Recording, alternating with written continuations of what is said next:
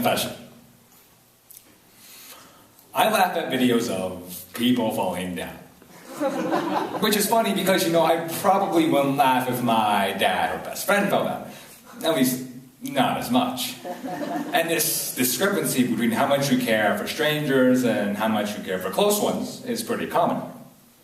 I once searched trampoline fail on YouTube, and there were literally over 5,000 video results. And comments mostly included profanity and or descriptions of how funny it is that some chubby kid fell and hit his head while playing on his trampoline. But it definitely wouldn't be as funny if it happened to someone who we know, because we wouldn't want them to be hurt. And this reaction isn't just limited to some silly YouTube videos.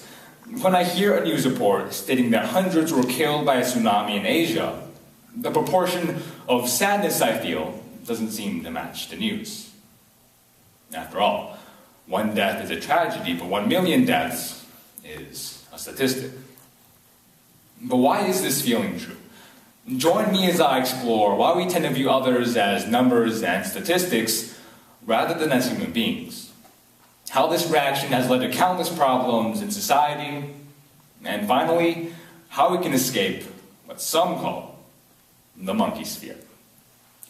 Now, many of you are probably asking yourselves, what is the Monkeysphere? Well, the Monkeysphere was a concept first proposed by British anthropologist Robin Dunbar. After studying monkey brains and monkey social groups, he found that the size of a monkey's brain directly correlated with the size of the groups they created. So, the bigger the brains, the bigger the groups. Then, in 1992, he applied the same principle to humans. And after studying countless human brains, he estimated that the ideal size for a human social group to be about 150. So, okay, 150. Well, what does this number really mean? Well, basically, this is the maximum number of people that humans can have deep relationships with. And anyone outside of this group, or Monkeysphere, is not seen as a person, but rather as a one-bit character. Let me give you an example. I have a friend named Bob. Well, right now, Bob doesn't mean much to you, but what if I told you that Bob's girlfriend just broke up with him? Nothing? You guys are heartless. Okay. What if I told you that she broke up with him over text message? On Valentine's Day. Which also happens to be his birthday.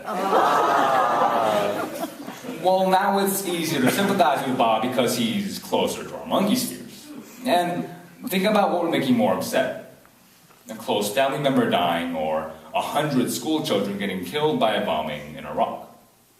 The truth is, the closer someone is to our Monkeyspheres, the more we care about them. And this reason is why there are a lot of problems in society. We have a double standard for those living inside of our Monkeyspheres, and for the other 99.9999% of people living outside of it. And this impersonal feeling created by the Monkeysphere is the cause for a lot of crimes. The most common type of people who become serial killers are psychopaths, who are characterized by a lack of empathy towards others and egocentricity. In other words, these people have shrunken their Monkeyspheres to include only themselves. They no longer see anyone else as human. The Monkeyspheres also have stereotypes. It's a way of simplifying the complex world by imagining everyone of a certain ethnicity as being the same person. For instance, all Asians are bad drivers, are good at math, and have bad eyesight. That's a bad example, because I fit all three of those stereotypes. But anyways, these stereotypes can lead to racism, another serious problem in society created because the Monkeysphere makes it so easy to judge an entire group of people based on the actions of a few. The worst, however, is when this aspect of the Monkeysphere is taken to the very extreme, resulting in mass murders and genocide. In the last 100 years alone, there have been several, ranging from those committed by the Ottoman Empire, to those committed by the Khmer Rouge in Cambodia, to the Holocaust and to the more recent Rwandan genocide. In the last 100 years alone, there have been an estimated 29 million deaths because of genocide. The most frightening aspect, however, isn't just the amount of death caused, but also the frequency of these genocides. The ease with which people are herded into group mentalities of us versus them attests to the dangers and prevalence of the Monkeysphere. So, obviously, this Monkeysphere can be a deadly problem, but how do we overcome it? Well, we need to realize that people aren't just numbers or statistics. We're all people with families, with favorite foods, TV shows, colors. The point is, we can't just classify people into groups like Democrat and Republican, Christian and Muslim, American and foreign, and then create an us versus them mentality, because, well, we're more complex than that. And even if we can't realize all of these complexities because of the Monkeysphere, the most important thing that we can realize is that we have a limited view of others. And once we are aware of this limitation, we are no longer trapped by it. We can start to see others not in terms of race, religion, or political affiliation, but instead as human beings. And the best part is we already have people who are doing so. After the Haitian earthquake hit, over $500 million were sent by American donors.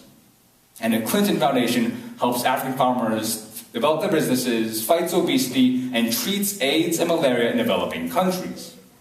And it doesn't take billions of dollars to make a difference. 24-year-old student Samuel Eric was standing in line at a Chevron gas station behind a woman named Amberly, when suddenly a man walked up to Amberly, put a gun to her abdomen, and demanded her purse. Samuel got in the gunman's way to protect Amberly and was shot once in the midsection. The gunman fled the scene and Samuel crumpled to the ground. Now, as much as I'd like to say that the story ended happily ever after, it didn't. Samuel died of his wounds shortly after being shot. However, the woman that he saved, Amberly, also happened to be the mother of 3 children. A 9-month-old girl, a 3-year-old boy, and a 6-year-old girl.